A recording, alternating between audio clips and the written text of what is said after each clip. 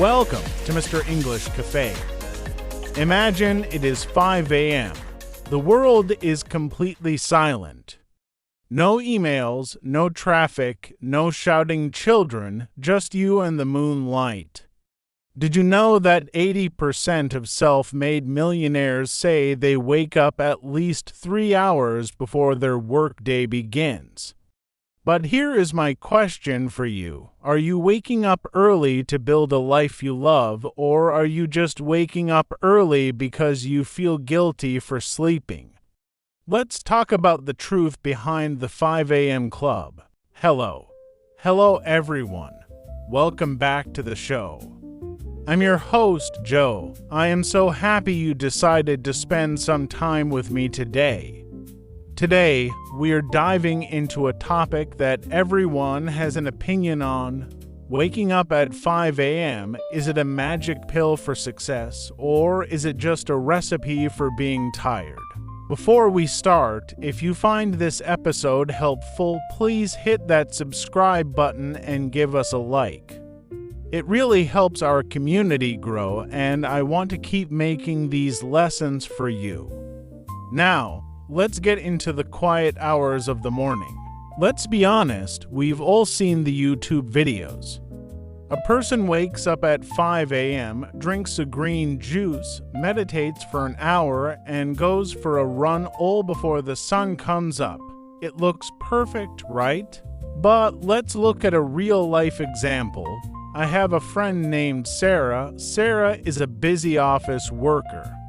She tried the 5 a.m. club because she wanted to be successful. For 2 weeks, she forced herself out of bed. But by 2 p.m. at her job, she was a zombie. She was grumpy, she made mistakes in her reports, and she was drinking 4 cups of coffee just to stay awake. The perspective we often miss is that the 5 a.m. club isn't about the time on the clock, it's about control. Most of us live reactive lives. We wake up because an alarm screams at us. We immediately check our phones. We react to emails, we react to the news, we react to our boss. By the time we sit down to work, our energy is already gone. The 5 a.m. club is actually about proactive living. It's about saying, this first hour of the day belongs to me. If you use that hour to read, to breathe, or just to sit with your coffee and think, you start the day as a leader, not a follower. However, we must be sympathetic to ourselves. If you are a mother with a newborn baby, or if you work a night shift, forcing a 5 a.m. wake-up call isn't success, it's torture. Success is finding a rhythm that works for your body and your soul. Let's look at some wisdom from history. We have to talk about Benjamin Franklin. He was one of the founding fathers of the United States, an inventor and a writer. He was famous for his daily schedule. He believed that the morning was for powerful goodness. He would wake up and ask himself, "What good shall I do this day?" He is the man behind the famous quote, "Early to bed and early to rise makes a man healthy, wealthy, and wise." This isn't just about the rising part. Notice he says early to bed first.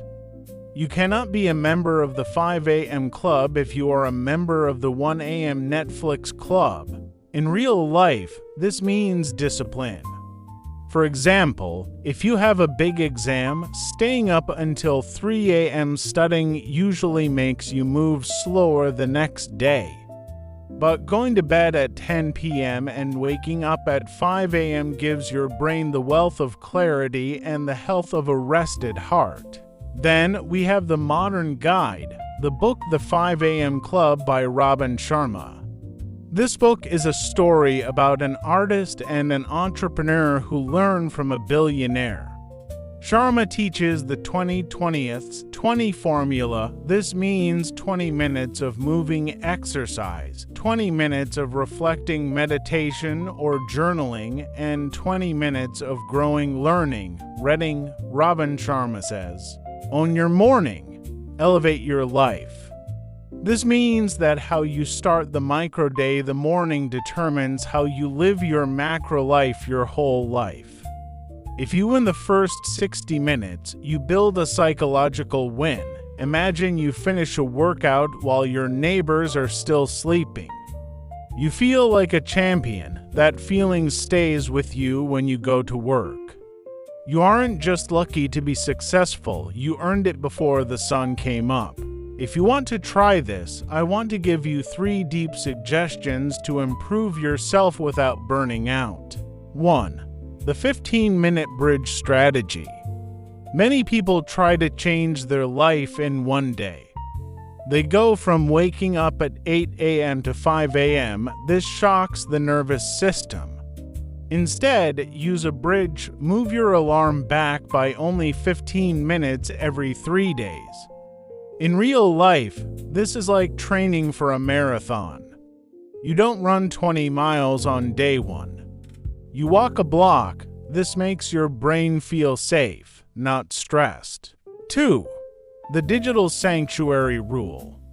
The most dangerous thing you can do at 5 a.m. is touch your smartphone. If you open social media, you are letting the world into your private morning. You are looking at other people's lives instead of building your own. Keep your first hour as a sanctuary, a holy, quiet place for your own thoughts. 3. Identify your high-value activity. Don't wake up early just to do busy work like cleaning the house or checking emails. Use the 5 a.m. hour for what Robin Sharma calls your greatest work. If you want to learn English, use that hour to study. If you want to write then, because at 5 a.m. your willpower is at its strongest point. By 5 p.m., after a long day of work, your willpower is tired. Do the hardest, most important thing first. To conclude, waking up at 5 a.m. isn't a magic trick that makes money fall from the sky. It is simply a tool. It's a tool to find silence in a loud world. Whether you wake up at 5 a.m., 6 a.m., or 7 a.m., the secret is the same. Take care of yourself before you try to take care of the world. My final crucial reminder for you is this: be kind to yourself. If you miss a day, don't give up. One late morning doesn't make you a failure. Just try again tomorrow. We've covered a lot today: the power of owning your morning, the dangers of being a zombie, and how to slowly change your habits. Before I go, I want to ask you an inner deep question. If you had 1 hour every day where no one could bother you, no one could ask you for anything, and no one was watching, what would you do for yourself? Think about that. That answer is the key to your happiness. Thank you so much for listening. If you enjoyed this, please subscribe, like, and share this podcast with a friend who might need a little motivation today. Your support means the world to me. Until next time, I'm Joe. Take care of your heart, and I'll talk to you soon. Thanks for joining us. In this podcast, you've learned the following. Let's read aloud. Early to bed and early to rise makes a man healthy, wealthy, and wise.